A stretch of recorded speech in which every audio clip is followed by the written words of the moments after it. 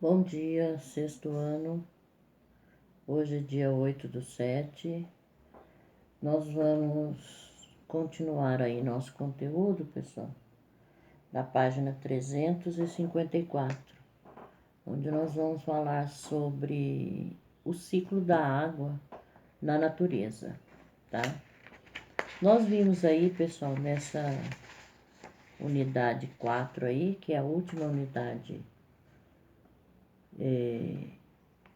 dessa apostila, nós falamos sobre a água, né? Então, nós vimos as mudanças de estado físico da água, né? Que foi fusão, solidificação, vaporização, evaporação, ebulição, calefação, né? Vimos condensação, sublimação, né? Então, nós vimos aí todas as mudanças de estado físico da água, tá? E nós vamos ver agora, então, aí, como que ocorre esse ciclo da água na natureza, tá? Página 354, pessoal. Então, ele está falando o ciclo da água. Então, a água da superfície terrestre sofre a ação do vento, da temperatura, da pressão atmosférica, né? Ou seja, tudo isso daí vai interferir na chuva, né? Que consequentemente vai interferir no ciclo da água, né? Então, o vento, a temperatura, pressão atmosférica. Pessoal, é muito importante que vocês entendam um pouquinho aí sobre a pressão atmosférica, né? Nós vimos o que é pressão atmosférica, vimos aí a pressão atmosférica segundo as altitudes, né? Quanto ao nível do mar, né? Nós sabemos que a pressão atmosférica ao nível do mar, ela é 760 milímetros de mercúrio, né? Esse é o valor da pressão atmosférica ao nível do mar. E quando a gente vai trabalhar com valores, né, pessoal? Mas a gente sabe que ao nível do mar a altitude é zero, né? Por isso que a pressão atmosférica é verificada ao nível do mar. Porque toda cidade litorânea, a altitude é zero, tá? Falando em pressão atmosférica, pessoal, vocês viram aí que essa semana houve um ciclone, né? Em Santa Catarina, atingiu também parte do Paraná, né? E chegou até com algumas mudanças climáticas no sudeste, São Paulo, por ali, né? E esse ciclone, pessoal, é assim, dificilmente ocorre no Brasil um ciclone. Eu acho que há muito tempo que não se via um ciclone como esse no Brasil. O Brasil, graças a Deus, não é um local, né, um país aonde é constantemente atingido por ciclones e esses efeitos, né, meteorológicos, tá? Mas esse ciclone aconteceu, só estou falando isso para vocês verem a importância da pressão atmosférica, porque esse ciclone ele só aconteceu por uma baixa pressão atmosférica, né? Ele aconteceu, esse vento ele aumentou a velocidade dele quando ele encontrou, né, uma faixa de baixa pressão, tá? Então, com uma temperatura mais ou menos elevada, um vento encontra uma baixa pressão, tá? Isso é normal, o vento encontrar uma baixa pressão. Só que, nesse caso aí, para formar o ciclone, a pressão atmosférica encontrada foi muito baixa, né? E fez com que esse vento tomasse velocidade assim enorme. Vocês viram que o vento carregou muita coisa, né? Destruiu casas, muros, arrancou árvores. Teve numa cidade, que eu não me lembro o nome, que foi a mais atingida em Santa Catarina, que arrastou uma ambulância, né? Veja bem, virou uma ambulância. Então, veja a velocidade desse vento, né? Tudo isso causado pela pressão atmosférica. Uma baixa pressão, um vento normal que se depara, né, com uma baixa pressão atmosférica. Quando eu falo baixa pressão atmosférica, baixa mesmo, e provocou esse ciclone, tá? Só para vocês entenderem aí o quanto é importante a gente entender um pouquinho sobre pressão atmosférica. Tá, então esses fatores, a ação do vento, a temperatura e a pressão atmosférica, eles fazem com que a água passe continuamente de um estado físico para outro. A água na natureza, ela está mudando de um estado físico para outro constantemente, né? E aí ele vai formar o ciclo, chamado ciclo hidrológico, ou ciclo da água na natureza, tá? Tem um esquema aí, pessoal, explicando isso daí, esse ciclo da água. Você tem ali um aquífero, que é o quê? É uma água subterrânea, né? Tá ali embaixo, tal. Aí você tem rio, né? O que acontece? Coincidência do Sol, né? O Sol vai incidir ali os seus raios solares nos rios, né? No caso ali num rio, e a água vai evaporar. Esse vapor sobe, né? E forma as nuvens, né? E aí vai condensar essa água ali, né? Essas nuvens carregadas pelo fato da evaporação, né? Ela se condensa, tá? E a hora que ela se condensa, ela vai se precipitar, ou seja, chover. Sempre que vocês ouvirem falar essa palavra precipitação, precipitação quer dizer chuva, tá? Então aí vem a chuva, ela volta de novo, né? Essa água volta de novo para a terra, vai lá para os aquíferos, que são as águas subterrâneas, voltam para os rios, né? Aí está o esquema de rio, né? De um rio. Mas veja bem, isso ocorre nos rios, nos lagos, nos oceanos, tá? Nos mares. Sempre que há um corpo d'água, existe essa evaporação e vai formando esse ciclo, tá? Hidrológico, ou seja, o caminho que a água faz, tá? Então ela está sempre ali. Sai ali do rio, os raios solares vai, aquece a água desse rio, aquecendo esse vapor de água que vai acontecer lá, a evaporação, né? Ou seja, sobe aquele vapor de água, fica lá nas nuvens, né?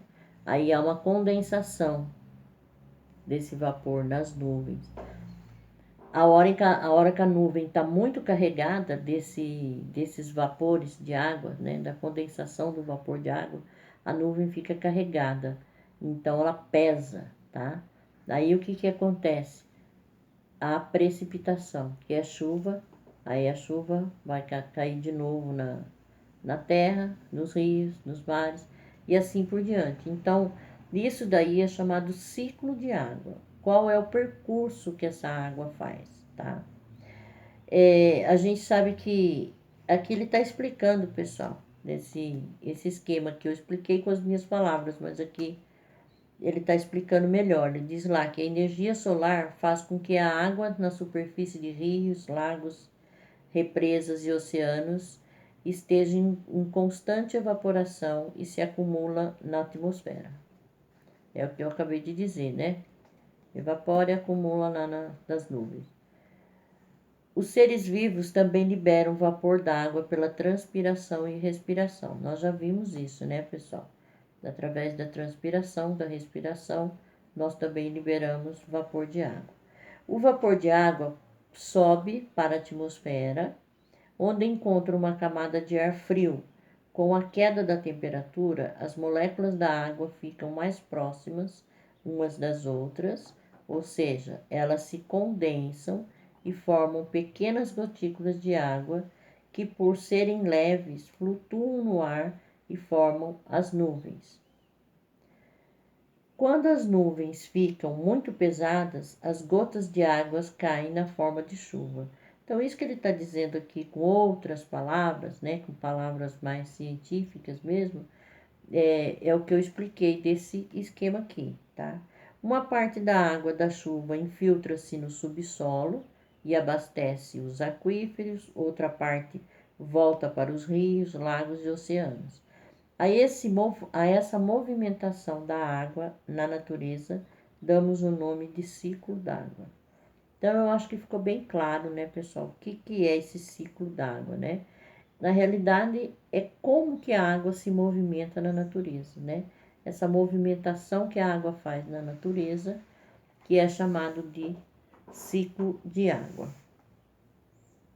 Nesse ciclo de água aí, pessoal, a gente tem alguns fenômenos naturais, né, que ocorrem. Nós vamos ver aí alguns deles aí.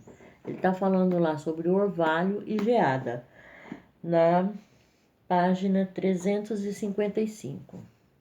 Então, quando amanhece, principalmente naqueles dias frios, né, aonde folhas, flores, os veículos, as vidraças, né, estão ao ar livre, eles ficam cobertos por gotinhas de água, né? Sem que haja chuva nenhuma. Essas gotinhas de água, pessoal, é o que? É o orvalho, tá? Então, na época de frio, tem orvalho, tá? No calor, no verão, a gente não vê orvalho, a gente só vai ter orvalho no frio, tá? Porque esses objetos onde a gente percebe esse orvalho, né? Tipo, no capô de um carro, nas folhas, nas plantas, né? Nos vidros, né? As vidraças, que estiver ao ar livre, vai sentir, tá? Essas gotículas, né? Vai receber essas gotículas. Essas gotículas aí é chamada de orvalho. O orvalho, ele se forma quando o vapor de água presente no ar se condensa ao entrar em contato com uma superfície fria. Então, por isso que isso ocorre na época de frio, o orvalho. Porque o vapor de água tem que entrar em contato com a superfície fria, senão não vai ocorrer esse orvalho, tá? Durante a madrugada e ao amanhecer, né? Que acontece mais isso, porque durante a madrugada e no amanhecer são horas em que a temperatura está mais baixa, né? Tá? Se a temperatura estiver muito baixa, tipo aproximada lá de 0 graus, essas gotinhas de água que formam o orvalho, elas congelam e formam cristais de gelo. E aí a gente dá o nome de geada. Então, o que acontece? A geada nada mais é que o orvalho, tá? Quando a temperatura tem orvalho e a temperatura chega por volta de 0 graus, esse orvalho, que são aquelas gotículas que ficam ali em cima dessas superfícies, elas congelam, tá? E aí congelando, vai formar o quê? Os cristais, né? Forma os cristais de gelo mesmo, né? Ela congelou, vai formar cristal de gelo. Então, isso daí a gente dá o nome de geada, tá? A geada, ela pode causar prejuízo, né, às plantações, porque o frio, ele pode queimar os vegetais, né? O frio queima, tá? Então, as folhas dos vegetais ficam todas pretas mesmo, né? Queima mesmo, tá? Durante uma geada intensa, a água que está dentro das estruturas dos vegetais, que é o que é a seiva, né? Ela se congela. Aí a planta fica com um aspecto de queimada, ressecada, né? Aí ela vai morrer. Por isso que os agricultores, né, não gostam da geada, né? Porque vai perder muita plantação, tá? Durante uma geada perde-se uma quantidade enorme de plantação, porque a geada ela queima realmente, tá? Ela é tão fria, né, que esses cristais de gelo, quando eles caem nos vegetais, nas folhas, essas folhas ficam bem queimadas mesmo, né?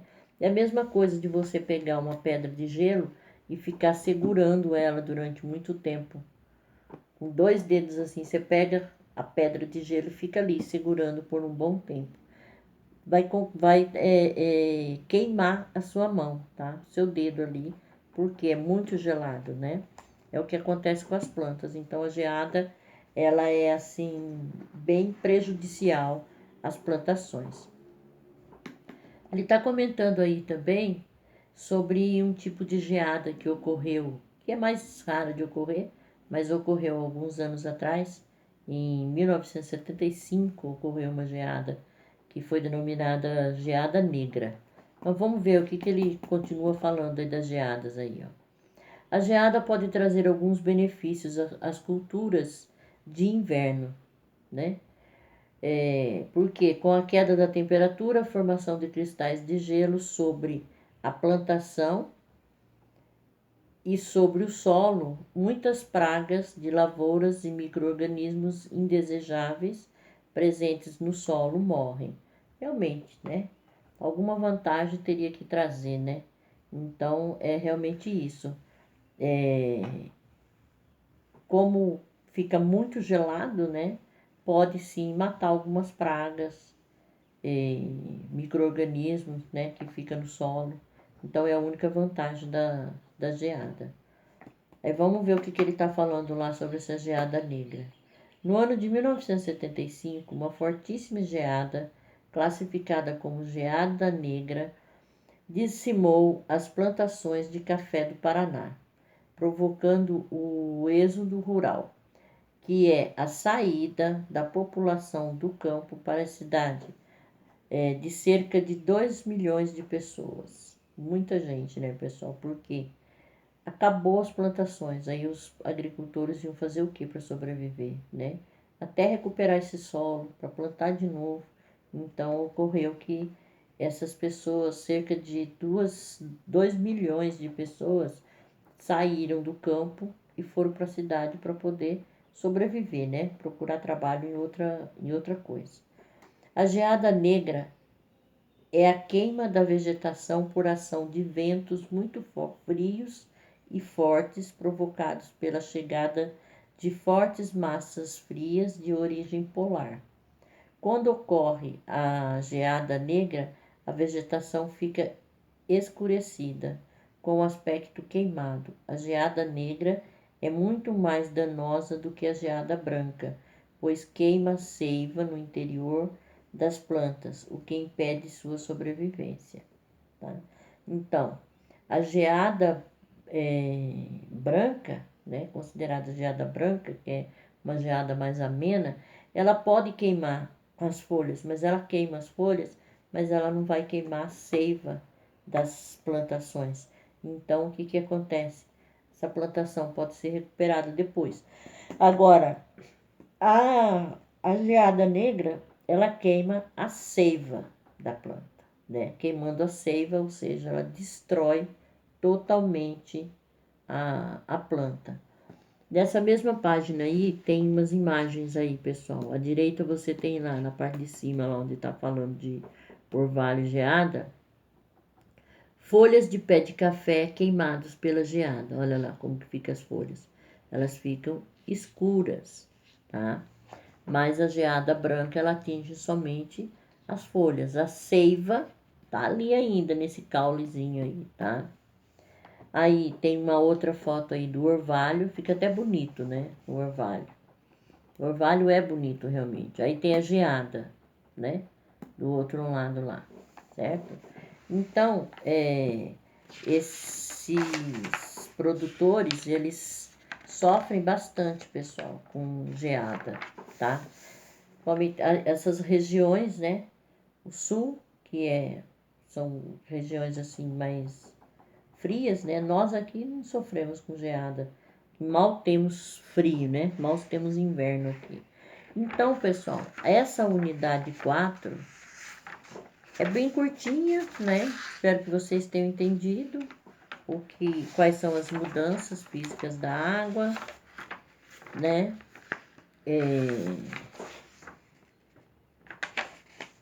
o ciclo da água, como que ele ocorre. O ciclo da água é muito importante que vocês tenham entendido, tá, pessoal?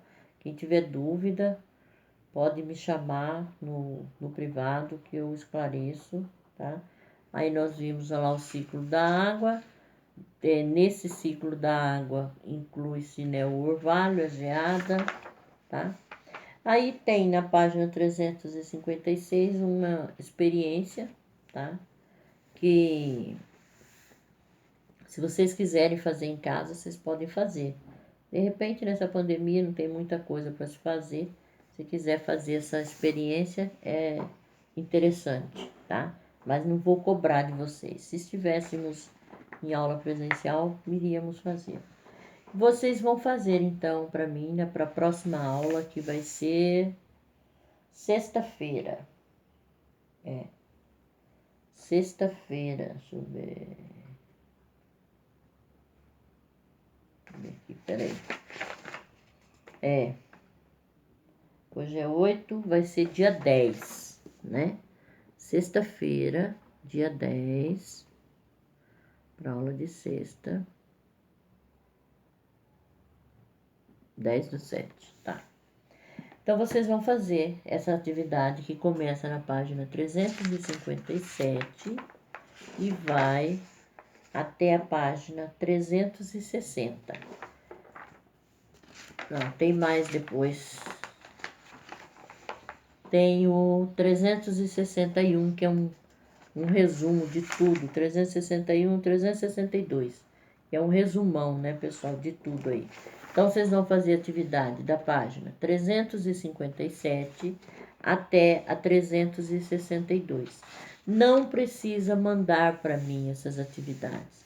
Façam na apostila e na próxima aula, que vai ser no dia 10, nós vamos fazer a correção dessas atividades. Eu vou corrigir essas atividades com vocês, tá? Para a gente encerrar essa unidade 4 aí. E depois nós vamos ter aí 2 semanas para fazermos revisão para a prova bimestral. Vai ser bastante revisão aí, pessoal. Tá bom? Então, até mais. Beijo a todos.